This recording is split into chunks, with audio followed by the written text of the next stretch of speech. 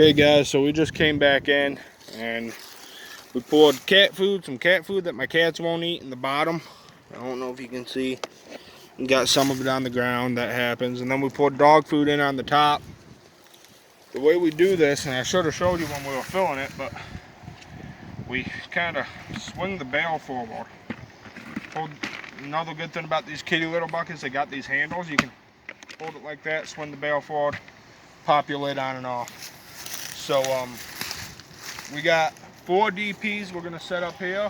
We're gonna set one over here, probably one over here, one behind Randy, and I don't know where we're gonna set the other one. Then we got a 5th one we're gonna put in the trail, and we're gonna put the double long spring trap right there on the ground, right in here somewhere, because this kind of seems to be hanging.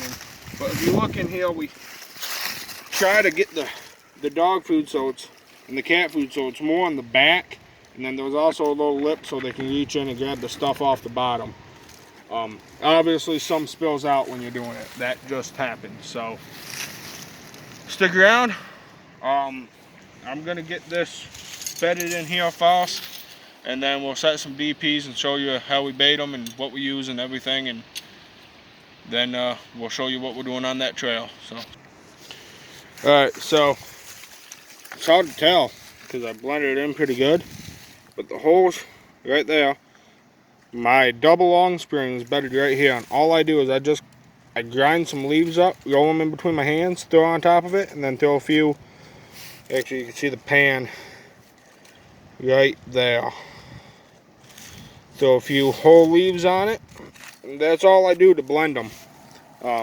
Coon aren't too particular, so I get them bedded fairly well. Now what we're gonna do with these DPs, we set one here, we set one, this high bank trail kind of splits, goes on either side of this tree, so we set one here and one on the other side.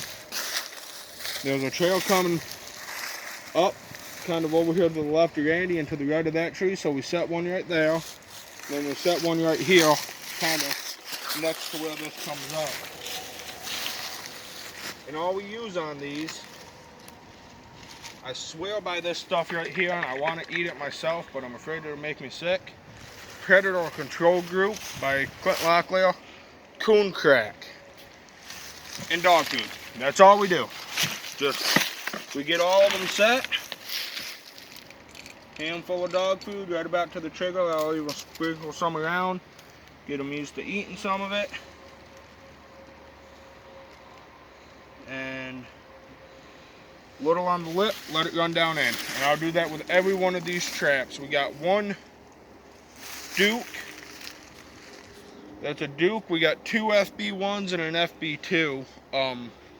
I really like the ease of the FB1s. What I don't like about them is I am rough on my equipment, and they did not seem to hold up. I bought them last year. They worked great last year. This year we're having some trigger issues with some of them.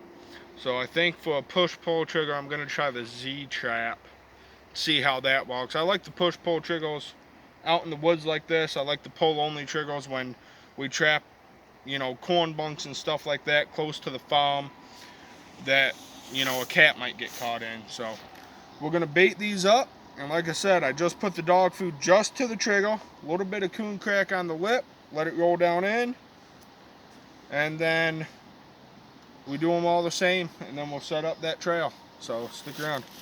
So I got this drag. I used to run beagles, and I got out of it due to financial issues and places I had to live.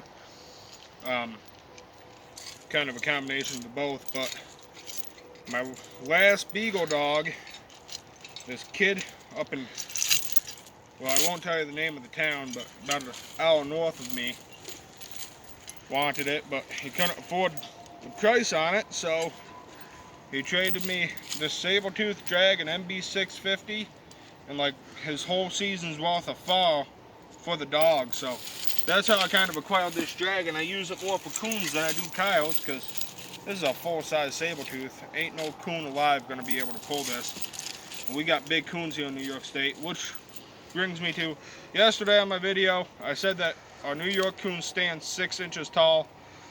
that was a misspoke. I misspoke. They're a lot bigger than that. But their noses, heads generally run 6-7 inches off the ground is what I meant to say. So that's just so you know. I'm just gonna take that and throw it over there for now. And all I'm gonna do, got an FB1 here, super easy to set. That's it, it's set. I gotta check the, and now I need to reset it because if you look in here, this is the problem I'm having with my FBs. This bar is supposed to be overlapped of that right there, that little flat piece. And a lot of my FB1s, they got knocked out of whack or something, and I've tried a bunch of different things to try to get them back in line, and some of them I can, and some of them I can't. So I'm gonna have to readjust this. So just stick around, it's gonna take me a second. All right, now we got it all set up the way it's supposed to be. So I'm gonna come, and I see this trail. It's a dark spot where they're running through here. It's darker than everything around it, and you can see the tunnels on both sides. All I'm gonna do, I'm gonna take this, and I'm gonna set it right in the middle of this trail. So they have to walk into it. There's no way they will not find it. Same thing, just some dog food. To the trigger, I'll sprinkle some around, give them a little freebie, a little taste me. And coon crack.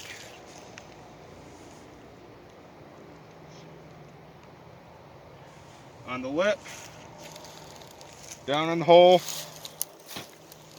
well, not the hole, but the trap. And then this side, I'll just come with my drag where I threw it, and I'll just get that pre-hooked into the ground right there. Now I might have a 10-foot bone circle here where the coon tore this place all up, but that'll hold a coon for sure. I've seen some other trails in here, but this is the only one that is fairly clear that it's just coons running it. The others, coons probably run on them, but deer run through there too, and they'll kick your trap over. I've had a lot of trouble with deer kicking my DPs over. So I like to find the tunnels because there's no way a deer is going through a tunnel that tall.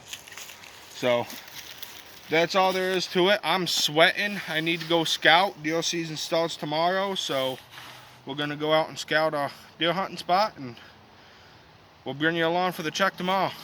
See you then.